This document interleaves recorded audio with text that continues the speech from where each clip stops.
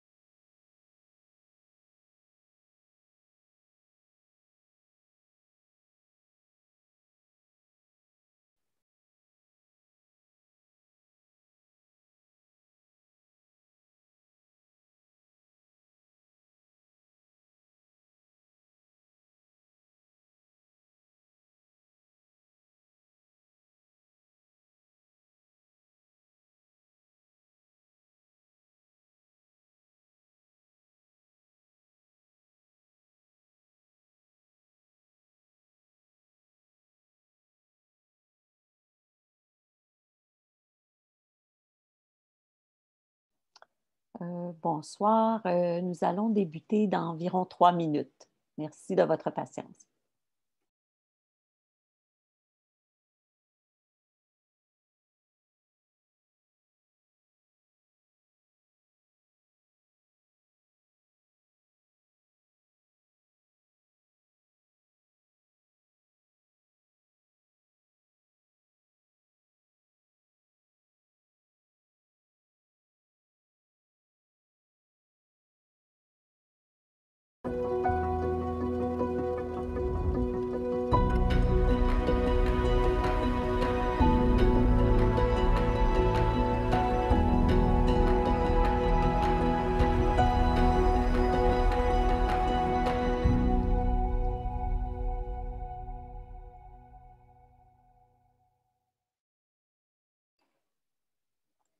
Alors, bonsoir, mesdames et messieurs. Bienvenue à cette rencontre d'information et d'échange sur la politique de participation publique de la ville de Sherbrooke. Alors, très heureuse de vous rencontrer. Je suis Mariannick Gagnon de l'INM, une organisation indépendante et non partisane qui a pour ambition d'accroître la participation des citoyens et des citoyennes à la vie démocratique. Alors, ce soir, voici le déroulement de la présentation. Donc, Benjamin, tout d'abord, nous allons avoir un mot de bienvenue de M. le maire Steve Lucier. Par la suite, il y aura une présentation de la participation publique en contexte municipal au Québec. Nous aborderons également, avec la collaboration d'Isabelle Côté, la directrice de l'arrondissement des Nations, le contexte de la démarche et présenterons les éléments clés de la politique de participation publique de la Ville. Une bonne partie de la rencontre sera consacrée à des discussions en sous-groupe où vous serez appelés à commenter les éléments clés qui vous auront été présentés. Et enfin, nous reviendrons ensemble pour les questions du public et le mot de clôture ainsi que les prochaines étapes. Alors, pour le mot de bienvenue, j'inviterai tout d'abord M. le maire Steve Lucier. Alors, bonsoir, merci beaucoup. Merci d'avoir accepté notre invitation à cette soirée d'échange et d'information. J'aimerais saluer quelques personnes qui sont avec nous ce soir. Alors, collègues du conseil municipal, bonsoir à vous. Merci beaucoup, Mme Marianne Gagnon, conseillère principale et coordonnatrice aussi de l'Institut du Nouveau Monde, et tous les membres de votre équipe présents, à toutes les personnes présentes avec nous ce soir. Alors, sachez que pour notre ville, il va de soi que vous consultez afin de prendre les meilleures décisions pour l'avenir de Sherbrooke. Alors, vous pouvez être certain que nous le ferons de plus en plus, vous allez le voir de toute façon, puisque la Ville est en préparation à sa prochaine politique de participation publique. La première étape pour nous, c'est de vous écouter. Alors, la rencontre virtuelle de ce soir est la dernière phase, d'ailleurs, de ce processus. Il y aura questionnaire en ligne et appel de commentaires aussi. Alors, nous voulons savoir ce à quoi vous vous attendez de la part de l'administration municipale. Nous avons eu un grand nombre de commentaires et ça augure très bien aussi pour la rencontre de ce soir. Puis je suis persuadé de toute façon que nous pourrons trouver ensemble plusieurs autres pistes de solutions pour faire notre prochaine politique de participation publique, qui est un outil précieux qui va répondre sans aucun doute à vos attentes. Alors, avant de vous laisser au bon soin de notre équipe de l'Institut du Nouveau Monde, je tiens à saluer tout le travail qui a été fait derrière cette importante opération de consultation. Alors, celui de nos équipes qui ont élaboré une foule d'outils conviviaux, on l'a vu, et qui ont fait en sorte que vous êtes nombreux à nous donner votre point de vue. Alors, je veux aussi saluer le travail de l'Institut du Nouveau Monde, que je parle, cette organisation qui est indépendante, ça a bien été dit, et non partisane, qui vise à accroître la participation citoyenne à la vie démocratique et il nous a épaulés d'ailleurs dans toute cette démarche. Alors, je vous souhaite une excellente soirée remplie d'échanges fructueux, je le souhaite, et je vous remercie d'être partie prenante du développement de notre ville. Merci beaucoup. Merci beaucoup, M. Lucier. Alors, si vous voulez bien, nous allons aborder les fonctionnalités Zoom avec mon collègue Alexander. Donc, bonsoir, bienvenue. Il y a seulement quelques rappels concernant le fonctionnement de l'outil Zoom. On vous invite à démarrer votre vidéo. Dans cette table-là, c'est mieux de voir des visages que des écrans noirs.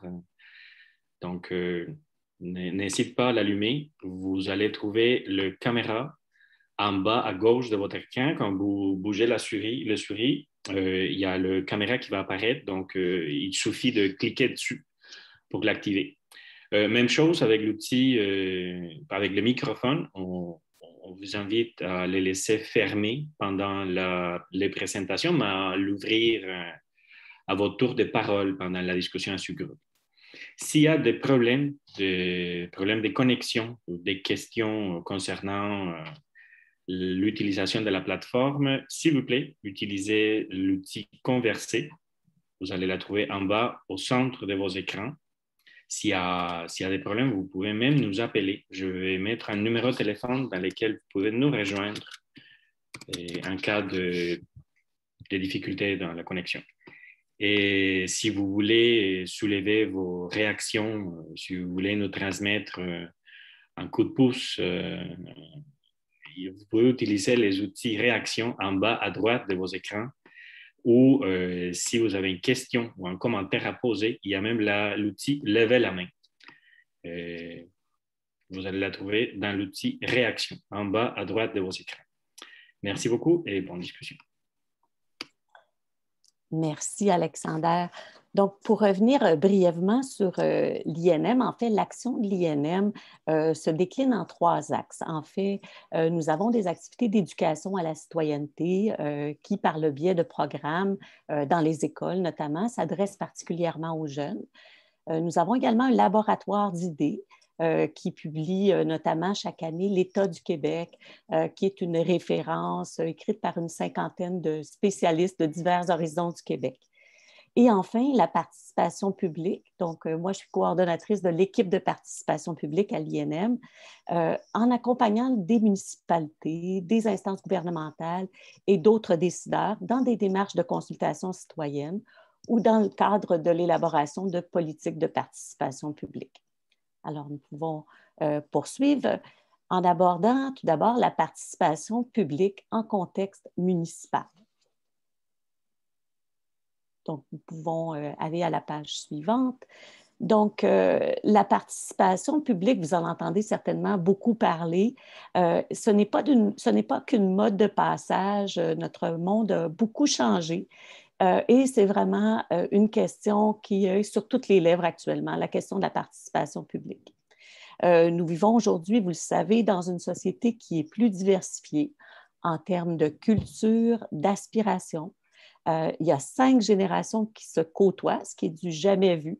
Et c'est sans parler de la diversité culturelle et des métissages grandissants entre les différentes cultures. Donc, la société, de ce fait, est plus difficile à se représenter et les consensus sont plus difficiles aussi à voir émerger. On fait face également à des enjeux complexes. On en vit beaucoup actuellement, notamment des changements climatiques, des difficultés du système de santé. Et le gouvernement, les municipalités ne peuvent pas faire tout seuls. On a besoin de la participation des citoyens, des entreprises, et on fait davantage appel à l'intelligence collaborative, collective et à la coopération, excusez-moi. Notre monde est aussi maintenant organisé en réseau, que ce soit dans les organisations ou dans les municipalités. Les rapports entre les personnes sont de plus en plus horizontaux et interactifs, et non pas hiérarchiques comme c'était le cas auparavant. De plus, on constate aussi que la participation électorale est en baisse. Donc, il y a 1 citoyen sur 2 qui vote aux élections municipales. Et en fait, également, nous assistons à une crise de confiance envers nos institutions. Donc, puisque les mots sont extrêmement importants, je vous propose de vous présenter quelques définitions. Et souvent, par exemple, on va utiliser les mots participation citoyenne et participation publique comme s'il s'agissait de synonymes, alors que ce n'est pas le cas.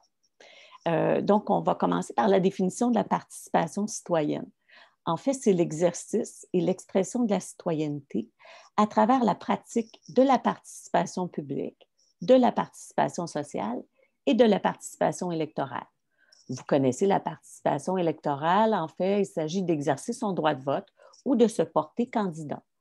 Quant à la participation sociale, bien, ça veut dire s'engager bénévolement dans la collectivité, que ce soit sur un conseil d'administration, que ce soit sur un comité de citoyens ou que ce soit en participant à une manifestation, par exemple. Et la participation publique, celle dont nous parlons aujourd'hui, c'est le fait de prendre part aux décisions collectives, le plus souvent à l'invitation d'une institution publique, comme par exemple une municipalité. Et la politique de participation publique de la ville de Sherbrooke va encadrer la participation publique pour les citoyens de la municipalité et pour également l'appareil municipal. Maintenant, j'aimerais vous parler de l'échelle de la participation publique et plus spécifiquement de celle de l'INM. Quand on parle de participation publique, il nous vient souvent à l'esprit le modèle de la commission d'audience publique avec les commissaires qui ressemblent à des juges et qui ont la posture un peu de juge à l'avant et les citoyens qui sont au micro un peu à la place des témoins. Donc, c'est assez formel. C'est un moyen qui a sa place, mais il existe plusieurs façons de faire participer les citoyens, vous le savez certainement déjà. Il existe plusieurs échelles de participation publique. Et à l'INM, en 2013, nous avons développé notre propre échelle de participation où on n'établit pas de hiérarchie. Donc, c'est une échelle couchée qui décrit différents types de participation. Le premier étant l'information, ensuite on va plus vers la consultation et ensuite on utilise des moyens de participation plus actifs comme le dialogue, la délibération, la co-construction par exemple. Et la participation active peut se décliner de différentes façons. Ça peut être une charrette de design, des ateliers de co-création, des jurys citoyens, ainsi que des budgets participatifs, par exemple. Il est possible et même souhaitable d'avoir recours à plusieurs niveaux de participation dans une même démarche pour tenir compte des besoins et des disponibilités de différents publics qui vont être interpellés dans le cadre de la démarche. Il y a un seul niveau qu'il est impossible d'éviter ou d'escamoter, c'est celui de l'information. Il n'y a pas de participation sans information, c'est la base. Et ça prend une information digeste, résumée, assez précise et surtout fiable pour que les gens puissent être bien équipés pour participer pleinement et se sentir pleinement compétents. Donc, pour ce qui est du contexte municipal, avec le projet de loi 122 visant principalement à reconnaître que les municipalités sont des gouvernements de proximité et à augmenter à ce titre leur autonomie et leur pouvoir, ce projet-là abolit notamment l'obligation de tenir des référendums municipaux dans certaines circonstances, soit en se dotant d'une politique de participation publique avec des critères très précis. Mais au-delà du référendum en urbanisme, le nouveau cadre réglementaire de la participation publique est une occasion de se doter de nouvelles balises dans l'inclusion des citoyens à la prise de décision. Et il y a aussi le fait que plusieurs citoyens ont manifesté que de tels référendums étaient essentiels à l'exercice de la démocratie. Et alors, de nombreuses municipalités ont adopté des politiques de participation publique tout en maintenant possible la tenue d'un référendum. Elles ont vu là l'occasion d'élargir la participation citoyenne à différents champs d'intervention municipaux. Et ce renouvellement de l'action municipale appelle à un changement de culture organisationnelle que l'INM est à même de constater. Alors que les municipalités maintiennent le régime approbation référendaire ou non, la participation publique n'est pas une mode, c'est une nouvelle norme. De plus, on peut dire que le mur à mur n'est pas une option et que chaque milieu qui est désireux de baliser la participation de ses citoyens doit trouver le modèle qui lui convient le mieux. Mais on observe tout de même comment ça se passe dans les municipalités. Souvent, la participation publique est comprise de façon minimaliste en réponse à une obligation légale en lien avec la réglementation d'urbanisme, par exemple. Et on voit aussi que plusieurs municipalités manquent toujours d'encadrement et de règles claires. Et avant le projet de loi 122, je crois que c'était en 2017, il y avait seulement une dizaine de municipalités qui s'étaient dotées d'une politique de participation publique ou citoyenne, par exemple. Sous la forme d'information et de consultation, c'est souvent comme ça que se présente la participation dans le milieu municipal. Moins souvent, on voit une forme de participation active qui amène à des discussions en sous-groupe, par exemple, à des délibérations ou même à des activités collaboratives. Souvent, ça vient aussi avec le temps, avec la pratique, avec les réussites et avec une habitude de confiance aussi qui s'est établie. On voit aussi que dans certains cas, ça obéit à des règles qui sont très strictes et souvent qui apparaissent un peu tardivement là, dans un projet. Donc, si on poursuit, on voit tout de même qu'il y a l'émergence de nouvelles formes de participation qui sont très intéressantes. On voit par contre que les méthodes ne sont pas toutes éprouvées puis que parfois, il y a une petite articulation à faire avec les équipes techniques, les équipes de communication, les équipes d'urbanisme, toutes les équipes, en fait, qui peuvent avoir recours à des activités ou vouloir avoir recours à des activités de participation qui sont aussi dans des projets qui doivent planifier. Donc, on voit qu'il est vraiment nécessaire de planifier en amont ses activités, mais aussi ses processus de consultation et d'en aviser toutes les parties prenantes internes et externes là, qui sont impliquées. On constate aussi que le temps nécessaire à la participation, ben, ça ne fonctionne pas toujours en lien avec les échéances municipales internes et avec le calendrier politique ou électoral. Donc, il y a un ajustement là, qui se fait pour que souvent la participation publique puisse se faire de façon quand même régulière, là, malgré les divers échéanciers municipaux. Et en fait, on voit également qu'il y a encore un peu de confusion entre relations publiques, communication traditionnelle et participation publique, mais ça se clarifie souvent avec l'habitude et avec des explications claires et avec l'expérience aussi que peuvent avoir les citoyens et les élus ainsi que les fonctionnaires là, des processus de participation publique. Donc, les défis en participation publique, ben, c'est en fait d'éviter le bavardage. Vous avez déjà certainement participé à des exercices de débat public qui durent très longtemps, qui ne produisent aucun résultat concret. Je suis certaine que c'est quelque chose que vous ne souhaitez pas. Il peut y avoir aussi un certain déséquilibre dans la prise de parole. Donc, la participation publique permet de donner la parole à des gens qui ne sont pas les suspects habituels, c'est-à-dire des gens qui ont déjà des tribunes et qui peuvent s'exprimer, qui représentent des intérêts.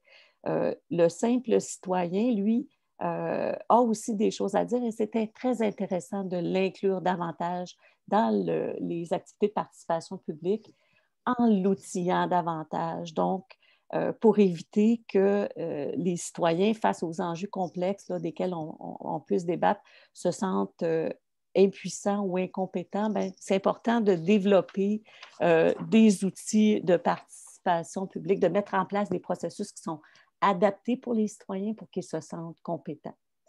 Donc, on veut aussi éviter les inégalités dans la participation. Souvent, on va voir des gens plus scolarisés, qui sont habitués de prendre la parole, qui sont plus proches des décisions municipales, qui vont qui vont avoir plus facilement accès à la participation. Donc, les défis, en fait, c'est de faciliter la participation de tous par de l'information et en utilisant aussi de l'information bien vulgarisée, mais aussi en utilisant différents moyens de consulter la population. Un autre élément important, c'est de démontrer vraiment clairement quel est l'impact de la participation dans la décision. Et enfin, la participation publique ne se substitue pas à la décision, qui est le rôle fondamental des élus, en fait. Mais en fait, c'est pour ça que c'est important de bien gérer aussi les attentes des participants lors d'une consultation, de leur dire en quoi leur participation va avoir de l'influence sur le projet, par exemple. Dans les bénéfices qu'on peut voir à la participation, bien, ce qu'on constate, en fait, c'est que ça améliore la cohésion sociale. Donc, ça permet aux citoyens, à des citoyens individuels de participer davantage et ça permet en quelque sorte de rééquilibrer des rapports de force qui parfois sont un peu inégalitaires là, entre les citoyens. Ça permet également de développer les capacités du public à mieux comprendre les enjeux, aussi à développer des compétences civiques, à développer leur confiance dans leur capacité de participer à des décisions publiques. En fait, on constate que ça améliore la qualité des décisions et c'est d'ailleurs pourquoi plusieurs municipalités décident de se doter de politiques de participation publique. Par l'apport notamment de savoirs diversifiés. Ça engendre des résultats qui sont souvent plus pertinents. Et enfin, ça permet d'accroître le soutien du public aux politiques publiques. En fait, on constate que quand des citoyens vont participer à l'élaboration d'une solution, ils vont apporter plus facilement leur soutien à la mise en œuvre d'un projet. Et même les citoyens, même s'ils n'ont pas participé au processus de consultation, s'ils savent qu'il y a eu un processus de consultation auquel ont participé des citoyens de façon très, très honnête et très transparente, bien, ils vont être portés à soutenir également les décisions, les politiques et les services qui vont avoir été développés. Et enfin, ce qu'on peut voir certainement, c'est que ça crée des conditions d'émergence d'innovation, le fait de confronter différents points de vue. Donc, avant de poursuivre sur la présentation des éléments clés de la politique de participation publique de la ville de Sherbrooke, j'aimerais donner la parole à Isabelle Côté pour nous présenter le contexte de la démarche. Merci, Madame Côté. Merci. Bonsoir tout le monde. Alors, j'aimerais revenir sur quelques éléments là, que ma collègue Marie-Annick vous a présentés au niveau du projet de loi 122 qui précise que les municipalités peuvent se doter d'une politique de participation publique à l'extérieur du cadre prévu de la loi sur l'aménagement et l'urbanisme. C'est effectivement ce que la ville de Sherbrooke a fait en début de mandat. En 2017, les membres du conseil municipal de la ville ont opté pour le statu quo pour conserver le régime d'approbation référendaire au niveau du processus de la loi sur l'aménagement et l'urbanisme. Alors, notre future politique et même la politique actuelle ne remplace pas le processus réglementaire. Nous conservons tous nos droits et au niveau du processus d'approbation référendaire. Alors, ce processus-là comprend tous les projets de développement résidentiel et commercial. Et puis, ce soir, nous allons porter notre regard davantage sur les autres domaines d'affaires de la municipalité.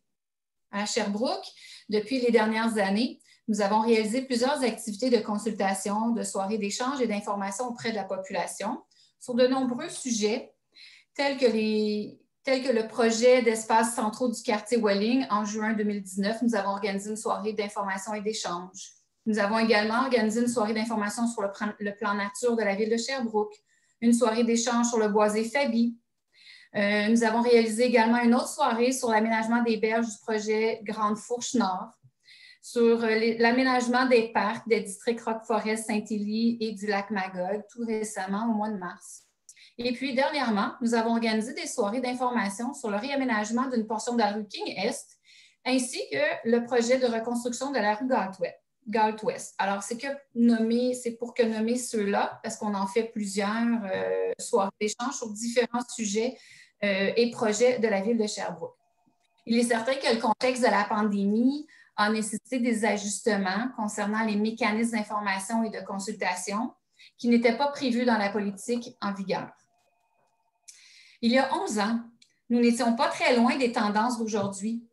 Déjà, en 2009, nous avions prévu des mécanismes de consultation qui s'appliquent encore aujourd'hui, tels que des séances d'information, des enquêtes d'opinion, des sondages scientifiques, des assemblées publiques de consultation. Nous avions même défini le rôle des différents acteurs, élus, citoyens et fonctionnaires qui participent aux différentes consultations. 11 ans plus tard de notre politique de consultation publique, il est sain de se demander si nos pratiques, nos moyens et nos outils répondent toujours aux besoins et aux nouvelles tendances de la participation publique. Les éléments clés que vous allez voir ce soir sont les moyens, les outils de la participation, sont également les types de projets. Tous ces éléments-là, vous pourrez en discuter tout à l'heure suivant la programmation de la soirée. Il est important pour nous de connaître vos besoins, vos attentes en lien avec les moyens et les outils. Le but de cette démarche ce soir est de mettre à jour nos moyens et puis d'améliorer nos processus afin que notre participation publique, tous ensemble, puisse répondre à tout le monde. Alors, je m'arrête ici pour ce qui est la raison d'être de la démarche. Je reste avec vous tout au long de la soirée. Il me fera plaisir de vous retrouver à la fin de la présentation de ce soir. Alors, Marie-Annick, je te cède la parole. Merci beaucoup. Alors, j'inviterai un petit retour à la présentation. Donc, la ville de Sherbrooke, comme nous disait tout à l'heure Isabelle, a adopté une politique de consultation citoyenne en 2009. En 2021, elle a entrepris une démarche d'amélioration et de bonification de sa politique actuelle et a consulté des employés, des élus sur leurs attentes et appréhensions. Elle a également fait appel à l'INM pour l'accompagner dans la mise en œuvre d'une stratégie de consultation autour de sa future politique de participation publique et pour rédiger cette politique. Dans le cadre de cette démarche de consultation, 3 outils sont utilisés pour sonder les opinions de la population et créer une nouvelle politique adaptée aux besoins. Tout d'abord, un questionnaire en ligne qui a été en ligne du 8 au 21 mars et que nous sommes en train d'analyser. Un appel de commentaires qui est en ligne depuis le 29 mars, qui va se poursuivre jusqu'au 18 avril. Alors, vous êtes invités à y participer sur le site sherbrooke.ca/interagir. Et également, ce soir, la soirée virtuelle d'idéation et d'échange. Nous allons discuter en sous-groupe tout à l'heure des éléments clés de la future politique de participation publique. Alors, je vous les présente brièvement. Vos animateurs auront l'occasion d'y revenir avec vous. Les objectifs de la politique de participation publique sont de susciter l'intérêt de la population et de favoriser un débat équilibré sur les enjeux municipaux qui la concernent. Également, d'encadrer les processus de participation publique cherchant à bonifier les projets de la Ville soumis à des démarches de consultation citoyenne, d'élargir les moyens de communication et de participation de la population et de favoriser des pratiques de participation publique transparentes, crédibles et efficaces. Les moyens de participation. Donc, la Ville de Sherbrooke cherche à élargir les moyens dont elle dispose actuellement pour que la population puisse avoir un meilleur accès à l'information concernant les démarches de consultation publique et pour que les gens puissent communiquer leur point de vue. Donc, parmi les outils d'information, la Ville pourrait rendre disponible l'information, notamment par le biais de médias traditionnels, d'affichage dans l'espace public, de communication papier et de communication numérique. Nous vous entendrons tout à l'heure sur ces moyens-là. Également, parmi les outils de participation qui viennent enrichir les débats et permettre aussi de les structurer. Donc, ce sont différents moyens par lesquels la Ville peut consulter les personnes intéressées dans différentes démarches de participation publique. Alors, en voici quelques-unes, des séances de consultation virtuelles, comme aujourd'hui, ou présentielles, comme on le souhaite le plus tôt possible. L'utilisation de la plateforme web permanente de consultation, des comités de citoyens permanents, des soirées d'information et d'idéation, des questionnaires sur le web, des comités de co-construction, des appels de commentaires et de mémoire, et enfin des groupes de discussion, pour n'en nommer que quelques-uns.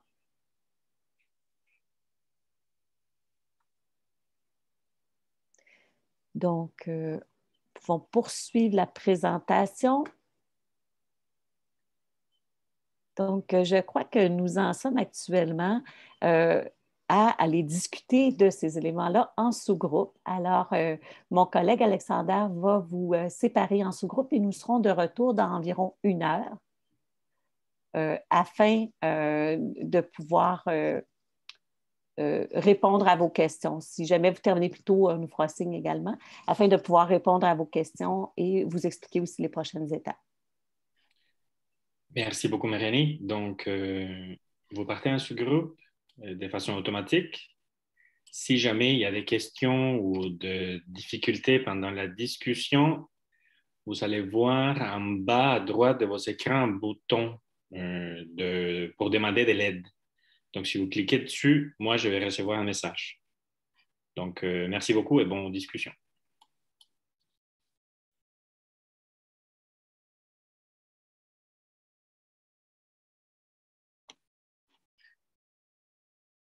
Merci d'être de retour. J'espère que vous avez eu des bonnes discussions.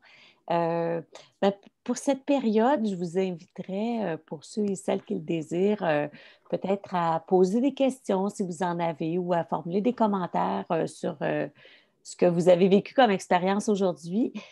Pour le faire, pour faciliter un peu les échanges, je vous inviterai peut-être à lever votre main en utilisant soit participant ou réaction, là, dépendamment de votre version. Donc, je vous invite, si vous avez des questions ou des commentaires, à les formuler.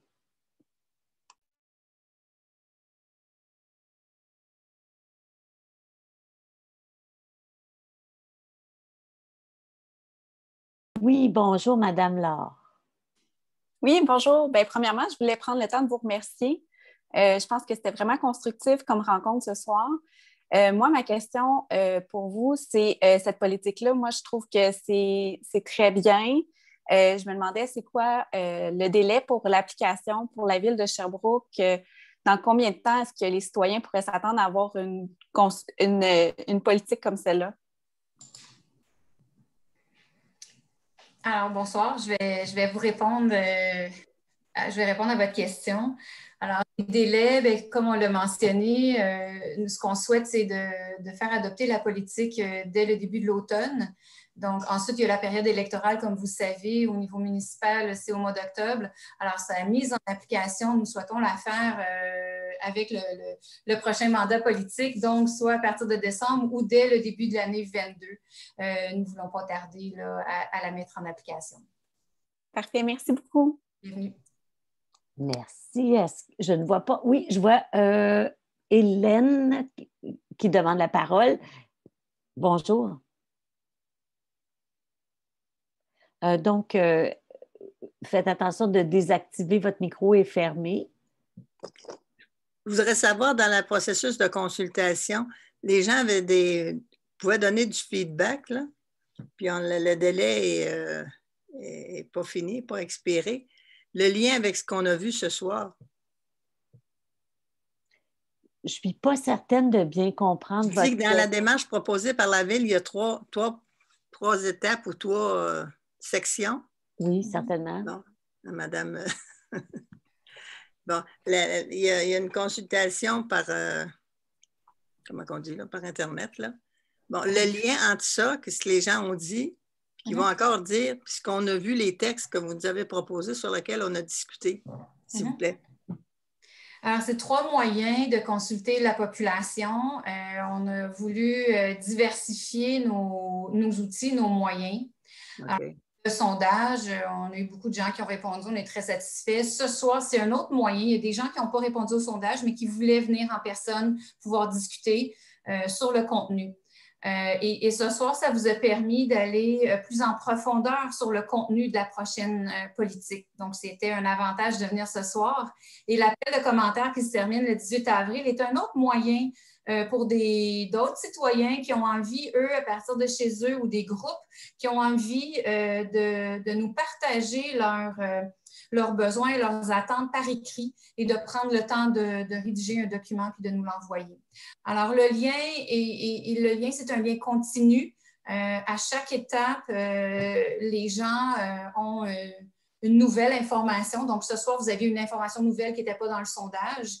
L'appel de commentaires, bien, ça va nous amener à nous, la Ville, de nouvelles informations que ce soir, vous n'avez pas partagées ou que les gens n'étaient pas présents ce soir et qui souhaitent le faire par écrit. Donc, il y a un lien continu. C'est toujours sur le contenu de la future politique telle que vous l'avez vu ce soir. Merci. Donc, vous pouvez contribuer avec des commentaires également jusqu'au 18 avril. En regardant le site de consultation de la Ville de Sherbrooke. Est-ce qu'il y aurait d'autres commentaires ou questions? Je regarde ce que je peux voir à l'écran.